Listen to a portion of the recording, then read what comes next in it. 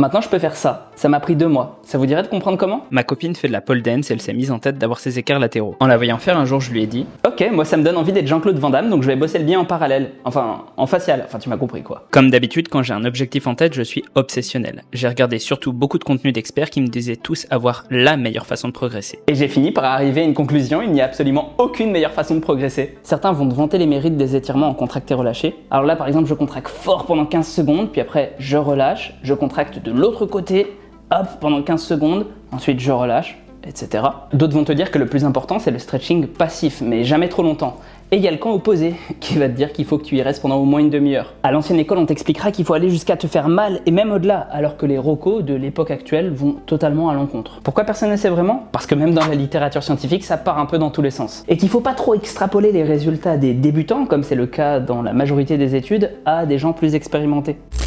L'année dernière, je me suis pété les ligaments croisés de façon plutôt violente en compétition de kendo. Pourtant maintenant, je fais des trucs de cette façon sans souci et j'ai pas été opéré. Au fur et à mesure de mes années de pratique, j'ai accumulé les blessures. Tendinite, élongation, j'ai pas une génétique extrêmement favorable et en plus j'aime bien m'entraîner dur. Pour apprendre à lutter contre et me maintenir à haut niveau, je me suis renseigné à fond dans la littérature scientifique. Ce savoir, je l'ai testé sur mes élèves en coaching et j'en ai aidé beaucoup à se débarrasser de leurs blessures et douleurs persistantes. Aujourd'hui, je te propose de te donner accès à toutes ces connaissances autant scientifiques que de terrain à travers ma nouvelle formation, Devenir incassable.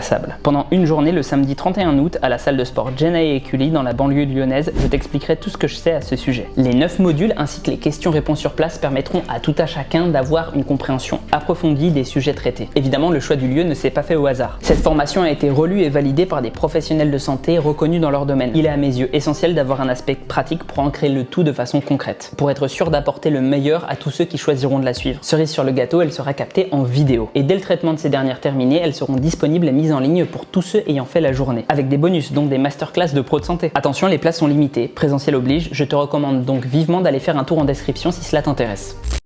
Pour moi, la clé à comprendre pour s'y retrouver dans tout ce fatras, c'est qu'il peut y avoir plein de facteurs limitants pour gagner en souplesse et que personne ne sait bien les identifier de façon fiable. Ce qui t'empêche de devenir souple, ce sont avant tout les limitations nerveuses ou sensorielles. En effet, sans aucun changement dans la raideur de nos tissus, un protocole de stretching permet d'augmenter notre tolérance à ce dernier. À expliquer d'une certaine manière à notre corps que c'est pas dangereux d'aller plus loin que ses amplitudes habituelles. Et pour parler à notre corps, le stretching simple peut être une bonne option, mais il se peut également qu'il soit plus sensible au renforcement musculaire à de grandes amplitudes. Ainsi, on remarque que la musculation est en moyenne aussi efficace pour les débutants pour gagner en amplitude que le stretching pur. L'étirement en contracté relâché pourrait permettre cela, en plus d'activer certains phénomènes liés à l'activation musculaire justement comme l'hypoalgésie. Parce que oui, ce qui semble tout de même être important, c'est de ne pas y aller comme un no pain no gain et d'aller chercher l'intensité et la douleur à tout prix. Probablement toujours car c'est la tolérance à cette dernière qu'on entraîne et il faut pas associer une position à des sensations douloureuses. Puis sur un plan purement physique, gare à la contracture ou l'élongation si jamais t'as contracté tes muscles à cause de la douleur. Ceci étant dit, l'honnêteté intellectuelle m'oblige à te dire que certaines études ont tendance à montrer que certaines fois, ça peut être intéressant d'aller au-delà d'un certain seuil de douleur, mais à ma connaissance uniquement sur le court terme. Bref, pour moi, la méthode qui a le plus marché avec quelques tâtonnements, c'est 3 à 4 minutes d'échauffement avec des machins comme ça, là.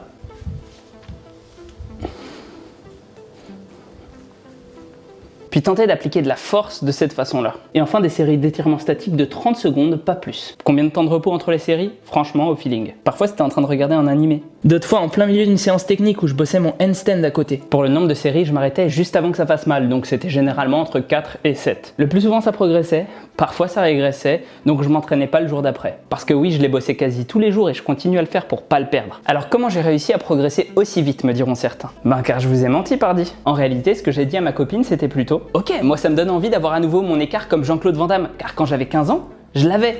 Et je vais recommencer à le bosser en parallèle. Enfin, en facial, Ah non, tu refais pas ta blague de merde. Car oui, en réalité, ce n'était pas tant gagner un écart, mais le retrouver. Ce qui a le mieux marché pour elle afin qu'elle ait ses derniers centimètres, c'est le contracté relâché, avec 15 secondes de contraction dans un sens et 15 secondes dans l'autre, puis du passif. Moi, je n'en ai pas eu besoin. Est-ce que c'est mieux? J'en sais rien. Personne n'en sait rien, je pense, mais je vous donne les techniques. Moi, j'ai des hanches qui ne possèdent pas la bonne morphologie pour le permettre. Alors c'est possible, ça existe, mais d'après les différents spécialistes que j'ai pu voir sur les réseaux sociaux, ça a l'air vraiment plus rare que ce qu'on peut penser. Faut sans doute jouer un peu sur la position de son bassin, ça peut aider. Et maintenant, il est temps de traiter les mythes sur les étirements que tout le monde propage et que j'ai été le premier à relayer à l'époque. Les étirements, c'est mauvais pour l'hypertrophie. Au contraire, ça semble la favoriser et on voit même que des étirements seuls, à la condition de les faire quand même pendant 1 heure par jour, ça a autant d'impact que faire de la musculation pour gagner du muscle. Perso, je vois les étirements traditionnels un peu comme de la musculite. Comme la marche, c'est du cardio light. Tu peux en faire autant que tu veux, ça va pas vraiment t'aider, mais ça va pas non plus impacter ta récupération. Les étirements statiques avant une séance de sport, c'est à bannir car ça fait baisser les perfs. D'après cette dernière méta-analyse, pas vraiment. Pour la force pure, c'est peut-être pas génial de faire des étirements qui durent 1 à 2 minutes. Pour tout le reste, genre athlétisme et explosivité, il semblerait que ça ait plutôt un impact positif. Je conseille pas nécessairement de forcer dessus comme un dingue, mais c'est vrai que si ça peut permettre d'avoir une meilleure amplitude, plus déverrouillée, ça peut avoir un impact amélioratif sur les performances sportives. Les étirements sur le long terme sont mauvais pour la force car ils baissent la raideur musculo-tendineuse, et ça c'est très important pour avoir un bon transfert. Comme je l'ai déjà dit, l'effet des étirements est principalement neural. Mais même s'il y avait un effet sur les tissus, rien ne montre à l'heure actuelle que faire des étirements ça rend plus faible. Bien au contraire, par exemple dans cette étude on a trouvé des gains en force et c'est un peu la tendance de la littérature générale. Mais alors quand incorporer ça dans son planning sportif déjà bien chargé? Soit à la salle entre tes séries pour une partie du corps différente bien sûr car ça peut interférer, soit avant d'aller dormir en mode un peu détente. Et la suite? Maintenant j'ai mon grand écart, ça fait pas de doute, mais j'ai besoin de 15 minutes de stretch avant de vraiment l'avoir. Mon max à froid, c'est ça. Bon, il est aligné, hein, mais il est pas non plus maxi droit. Faut pas me parler d'être capable d'écarter les jambes par moi-même, là c'est le max de ce que je peux faire en actif. Je vais continuer à tester des méthodes et fouiner dans la littérature scientifique pour maintenir et développer cette compétence. Et si tu veux suivre tout ça, n'hésite pas à t'abonner. Sur ce, prends soin de toi et à la prochaine.